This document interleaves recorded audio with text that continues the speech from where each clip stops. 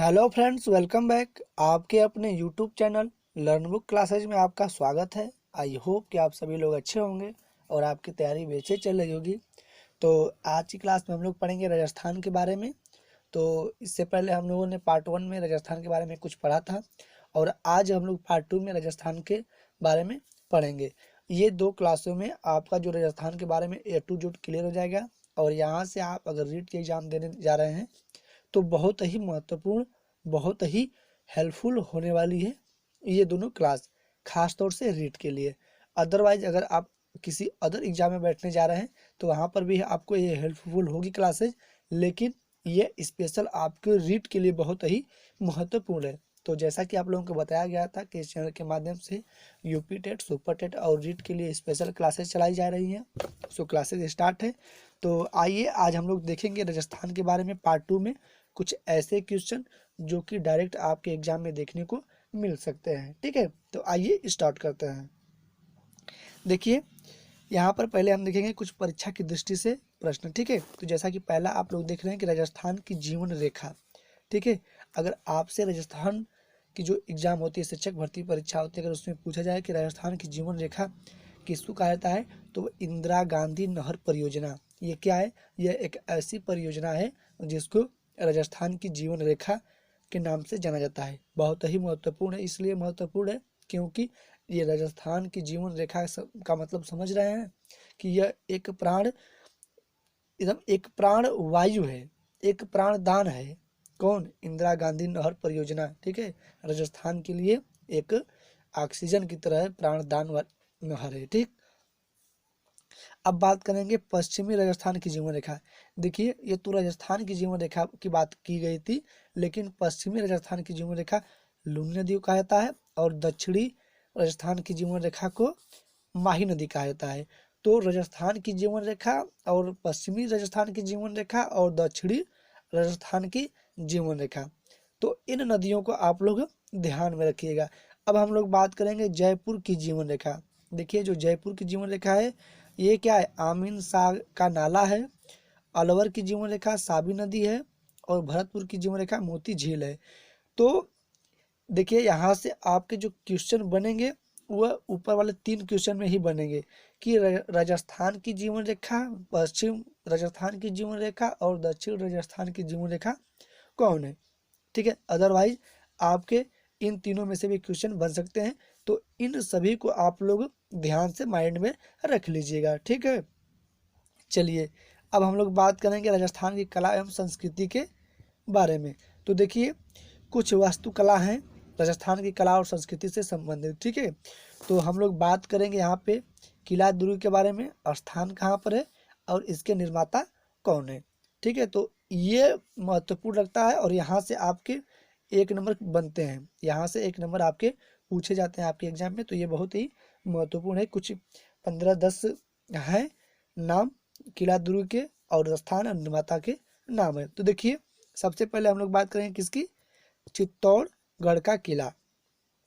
ठीक है, रानी पद्मावती, जो पद्मावत फिल्म आप लोग देखेंगे, तो ये चित्तौड़गढ़ का किला है, ये चित्तौड़गढ़ में है और इसको कौन? चित्रांगद मौर्य ने बनाया था। कौन? चित्रांगद मौर्य ने बनाया था चित्तौड़गढ़ का किला। ठीक है, कुंभलगढ़ का किला, ये राजसमंद स्थान राजसमंद है और इसको बनाया था राणा कुंभा ने। नाहरगढ़ का किला, इसको ये जयपुर में है और इसको सवाई जयसिंह ने बनाया था। रणथंभौर, ये सवाई माधोपुर में चौहान वंश ने बनाया था। देखिए, रणथंभौर महत्वपूर्ण है क्योंकि ये एग्जाम में पूछा जाता है। अकबर का किला है, ये अजमेर में है, इसको अकबर ने बनाया था। सोनार का किला यह जैसलमेर में है, जैसल भाटी में बनाया गया था। जूनागढ़ का किला बीकानेर में है और इसको राजा जयसिंह ने बनाया था। देखिए, जूनागढ़ का किला भी महत्वपूर्ण है, आपके एग्जाम में पूछा जाता है। ठीक है, अब बात करेंगे हम लोग चंद्रमोहन यानी सिटी पैलेस। ठीक है, चंद्रमोहन यानी सिटी पैलेस ये जयपुर में है और इसको सवाई जयसिंह ने बनाया था। सरिस्का पैलेस भी देखिए महत्वपूर्ण है, ये अलवर और महाराजा जयसिंह ने बनवाया था। हवा महल जयपुर में महाराजा प्रताप सिंह ने बनवाया था। शीश महल अजमेर में है, भोपाल सिंह ने बनवाया था। दीवान ए आम जयपुर में है, सवाई प्रताप सिंह जी ने बनाया था। दीवान ए खास जयपुर में है, सवाई जय सिंह ने बनवाया था। खुश महल उदयपुर में है, राणा संजन सिंह ने बनवाया था।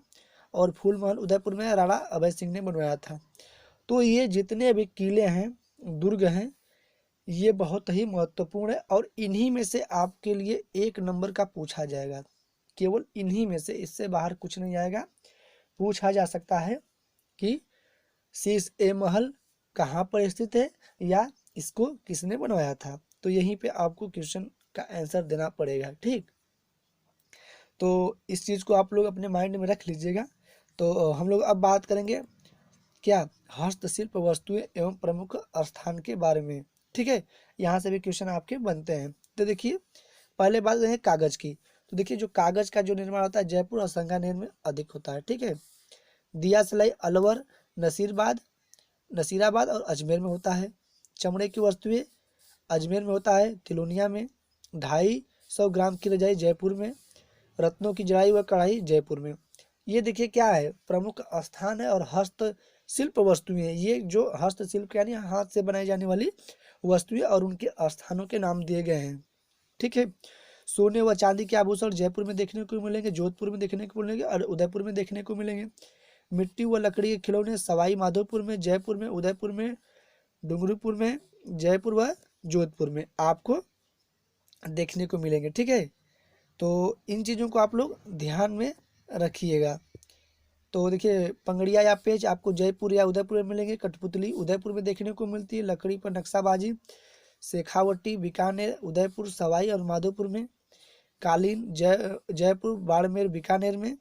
और चुनरिया व लहरिया जोधपुर और जयपुर में। तो ये चीज़ आपको देखने के मिलेंगे। देखिए, ये बहुत ही महत्वपूर्ण, जितने भी क्वेश्चन यहाँ से ये आपके महत्वपूर्ण, यहाँ से 1 से 2 नंबर के क्वेश्चन आपके एग्जाम में पूछे जा सकते हैं। ठीक है, इस चीज़ को आप लोग माइंड में रखिएगा, इस चीज़ को आप लोग माइंड में रखिएगा। आइए कुछ और देख लेते हैं हम लोग। देखिए, बांस के सामान। देखिए, जो बांस के सामान है, बांस से जो वस्तुएं बनी होती है वे कहाँ पे देखने को मिलती है आपको, जयपुर में, जोधपुर में और अजमेर में देखने को मिलती है। बांस के सामान से बनी हुई वस्तुएं और ये हस्तशिल्प यानी हाथ से बनाई जाती हैं। संगमरमर की मूर्तियां आपको जयपुर में देखने को मिलेंगी, ये भी हाथ से बनाई जाती है। हाथी के दांत पर काम, देखिए पाली में, जोधपुर में, जयपुर में हाथी के दांत बनाए जाते हैं। ठीक है, जूतियाँ यानी नागड़ी व मौजाड़ियाँ, ये देखिए जो नागड़ी व जूतियाँ होती है, नागड़ी और मौजाड़ियाँ, ये आपको जोधपुर में, जयपुर में और अजमेर में बनाई जाती हैं। और सजावट सामान व गुलदस्ते भी आपके जयपुर और जोधपुर में बनाए जाते हैं। तो देखिए, यहाँ पे आप लोग देखेंगे तो अधिकतर जयपुर, जोधपुर और अजमेर में ही अधिकतर वस्तुएं बनाई जाती हैं। तो इस चीज़ को आप लोग थोड़ा सा कॉमन सेंस लगाएंगे तो एग्जाम में आंसर सही कर पाएंगे। ठीक है, लेकिन गलत होने की संभावना अधिक होगी, तो इस चीज़ को भी आप लोग ध्यान में रखिएगा। अब हम लोग बात करेंगे राजस्थान की प्रमुख बोलियां व क्षेत्रों के बारे में। देखिए, यहाँ से भी 1 नंबर आपको क्लियर हो जाएंगे। सी टेट में तो यहाँ से पूछे जाते हैं। देखिए, जो ब्रज बोली है यह भरतपुर, धौलपुर और अलवर में बोली जाती है। कौन सी बोली, ब्रज बोली बोली जाती है। देखिए, मेवाड़ी आपके उदयपुर और चित्तौड़गढ़ में बोली जाती है, मेवाड़ी बोली। ठीक है, हड़ौती बोली आपके कोटा, बूंदी, उदयपुर, झालावाड़ और शाहपुर में बोली जाती है। मारवाड़ी शेखावटी बीकानेर, जैसलमेर और जोधपुर में क्या बोली जाती है, मारवाड़ी बोली जाती है। और ढूढाही आपकी जयपुर, टोंक, किशनगंज, अजमेर और जयपुर में ये बोली बोली जाती है। तो इन बोलियों को भी आप लोग ध्यान में रखिएगा, ये बहुत ही महत्वपूर्ण है। 1 नंबर यहाँ से आपका बनता है। ठीक है, देखिए, राजस्थान नृत्य एवं लोक नाट्य। देखिए, जो कथक है, कथक शैली का उद्गम राजस्थान में ही हुआ था। ठीक है, और शेखावटी क्षेत्र के प्रमुख नृत्य गीदड़ व डडिया गैर हैं। ठीक है, जो शेखावटी क्षेत्र हैं, इनके जो प्रमुख नृत्य हैं वो क्या है, गीदड़ हैं और डडिया गौर हैं। ठीक है, तो ये राजस्थान से नृत्य और लोक नाट्य से संबंधित कुछ 2 पॉइंट थे। अब हम लोग बात करें राजस्थान की प्रमुख चोटियों के बारे में। ठीक है, राजस्थान की प्रमुख चोटियों के बारे में हम लोग बात करेंगे। देखिए, जो गुरु शिखर है यह क्या है, सिरोही और 1722 मीटर में है। ठीक है, ये सिरोही में है।